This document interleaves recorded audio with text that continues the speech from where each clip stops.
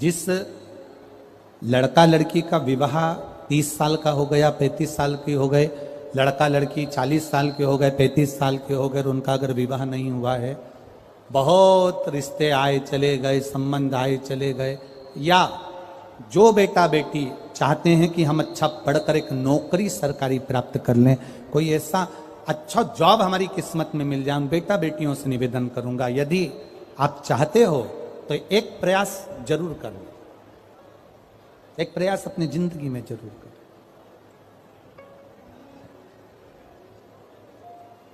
शिवलिंग समझ लेना जरा अच्छे से, शिवलिंग जलाधारी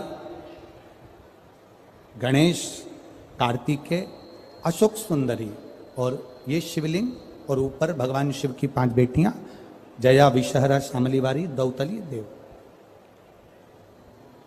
3 प्रदोष या 3 शिवरात्रि।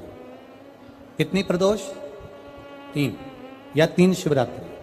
मेरा बेटा बेटियों से निवेदन है, जो अच्छी पढ़ाई कर रहे हैं, मेहनत करो, अच्छा पढ़ो, और मेहनत के साथ में जब कंपटीशन एग्जाम में बैठने का समय आए, 3 स्थान जहां पर आपको, प्रथम अशोक सुंदरी, अशोक सुंदरी की जगह पर जब आप बेलपत्र समर्पित करेंगे तो डंडी का मुख जहां से पानी बहता है उस स्थान पर रखेंगे। दूसरा, शमी का पत्ता, शमी का पत्ता। दूसरा, शमी के पत्र को देवादिदेव महादेव पर जब आप समर्पित करेंगे तो उसका डंडी का मुख भी जहां से जल बहता है उस ओर रखेंगे। और तीसरे नंबर पर है आंख का पुष्प। एक पुष्प होता है आंख का सफेद, और एक पुष्प होता है हल्का सा नीला। करें दर्शन आप लोगों ने? जम के तो बोलो जरा, करें ना? एक सफेद होता है, एक हल्का सा नीला होता है। सफेद आंख का जो पुष्प होता है वो केवल देवादिदेव महादेव का एक स्वरूप होता है, और हल्का सा जिसमें गुलाबीपन, नीलापन होता है वो शिव, पार्वती, गणेश, कार्तिकेय, अशोक सुंदरी, जया, विषहरा, सामरीवारी, दौतली, देव और शिव जी के जितने गण हैं उन सबका प्रतीक होता है। तो तीसरे नंबर का जो आंख का गुलाबी कलर या हल्का नीला सा जो पुष्प होता है, उस 5 पुष्प का गुच्छ मां जगत जननी का जो स्थान है जलाधारी, जहां अगर आप इधर बैठे हो तो उसकी विपरीत दिशा, इधर बैठे हो तो उसकी विपरीत दिशा, इधर बैठे हो तो उसकी विपरीत दिशा, विपरीत दिशा में उस पुष्प को समर्पित करना है। अच्छी पढ़ाई करो, अच्छी मेहनत करो, और मेहनत के साथ में जब कंपटीशन एग्जाम के लिए जा रहे हो, उस जगह पर सीए की पढ़ाई भी कर रहे हो, चाहे किसी भी पढ़ाई में लगे हो, मेहनत के साथ में बाबा देवादिदेव महादेव को 3 प्रदोष या 3 शिवरात्रि आप दिल से बाबा को समर्पित कर कर, बाबा से प्रार्थना कर कर, अशोक सुंदरी पर चढ़ाई हुई बेलपत्र को वापिस लेकर आइए। जिस विद्या स्थल पर आप पढ़ाई करते हो, जिस कमरे में आप रहते हो, वहां उस बेलपत्र को 3 प्रदोष की या 3 शिवरात्रि की बेलपत्र रखिए। जिस समय बाबा आपकी नौकरी लगा दे, ये 3 बेलपत्र एक साथ किसी भी प्रदोष पर शिव जी को समर्पित करिए। ये शिव तत्व है।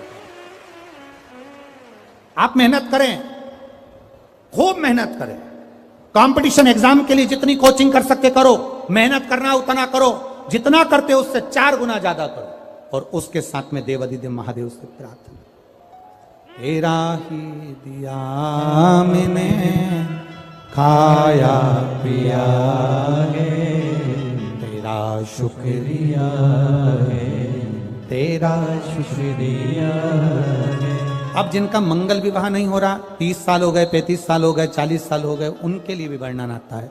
एक बेलपत्र, एक शमी पत्र, और महाराज वही आंकड़े का पुष्प 5 अपने हाथ में लेकर, बेलपत्री का वृक्ष जो होता है उस वृक्ष के नीचे उसको रखकर शंकर भगवान के मूल मंत्र का स्मरण करते हुए, चाहे तो आप पंचाक्षर करें, चाहे आप षडाक्षर करें, चाहे आप श्री शिवाय नमस्तुभ्यम करें, केवल जो जल का पात्र है उस जल के पात्र से 5 बार जल समर्पित कर कर, बेलपत्री के वृक्ष की 7 परिक्रमा कर कर बाबा से प्रार्थना कर कर उस पत्ती पुष्प को लेकर वापिस सजाएं, पूजन वाली जगह पर उसको रख दीजिए और बाबा कृपा करेगा, जितना जल्दी होगा उतना मंगल विवाह आपका पक्का कराएगा, ये निश्चित।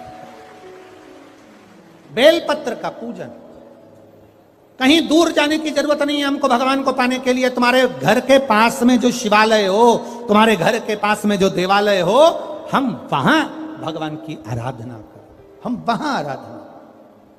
कोई कोई माताएं कहती हैं गुरुजी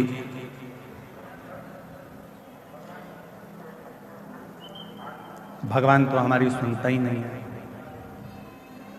हम तो भगवान को रोज जल भी चढ़ाते हैं, आराधना भी करते हैं, साधना भी करते हैं, पूजन भी करते हैं, तो भी शिव हमारी बात नहीं सुनता। हमारा निवेदन है, शिव ने कितनी सुंदर संसार की रचना करी है, ये विचार करिए। शंकर भगवान ने जो सृष्टि की रचना करी, शिव जी ने जो सृष्टि का निर्माण किया, वो कितना सुंदर करा। फूलों में परमात्मा कीड़े दे देता है।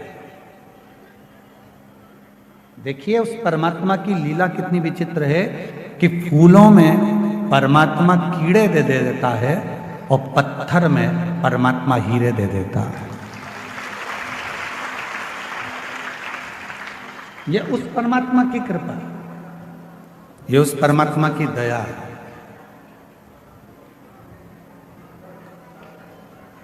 जिसने ज्यादा संघर्ष किया है, बहुत मेहनत करी है, बहुत परिश्रम किया है,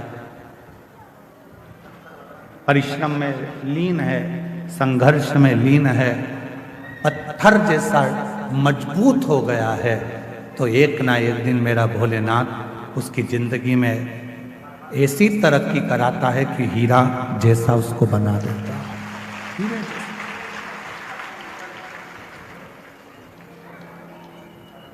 बस उसके लिए एक सबसे बड़ी बात है कि जब परमात्मा आपको हीरे जैसा बनाए तो आपके भीतर अभिमान ना आए, अहंकार ना आए।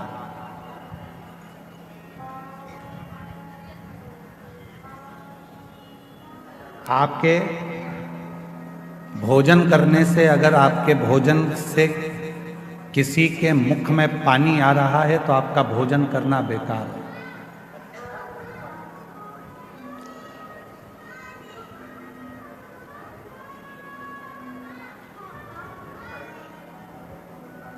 आपका भोजन करना बेकार है। आपके भोजन करने से यदि किसी के मुख में पानी आ रहा है तो आपका भोजन करना बेकार है, और यदि आपके बोलने से किसी की आंख में पानी आ रहा है तो आपका बोलना भी बेकार है।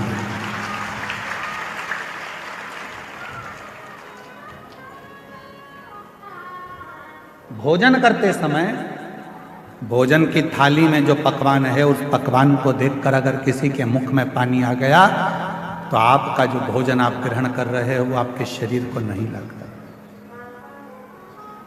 वो आपके शरीर को नहीं लगता। भोजन करते समय यदि किसी के मुख में अगर पानी आ गया तो आपका भोजन करना बेकार है, और बोलते समय यदि किसी की आंखों में पानी आ गया आपके बोलने से तो आपका बोलना भी, फिर वो बोलना आपका बेकार है कि आपने क्या बोल दिया, क्या ऐसा प्रश्न कर दिया, क्या आपने कह दिया कि उसकी आंख में आंसू आ गए, उसके नैनों में जल भर गए, उसके नैनों में अश्रु आ गए, आपका वो बोलना ही बेकार है। शिव महापुराण की कथा में, भगवान शंकर के पवित्र चरित्र में, शिव जी की पवित्र कथा में प्रसंग आता है। भगवान शंकर की कथा में बड़ा सुंदर एक प्रसंग आता है। पार्वती जी भोजन का जब निर्माण करती हैं, पार्वती जी जब भोजन बनाती हैं, भोजन का निर्माण करती हैं, तो सबसे पहला भोजन पार्वती जी बनाकर अपने जितने गण हैं उन सभी गणों को भोजन कराते, सभी गणों को भोजन कराते।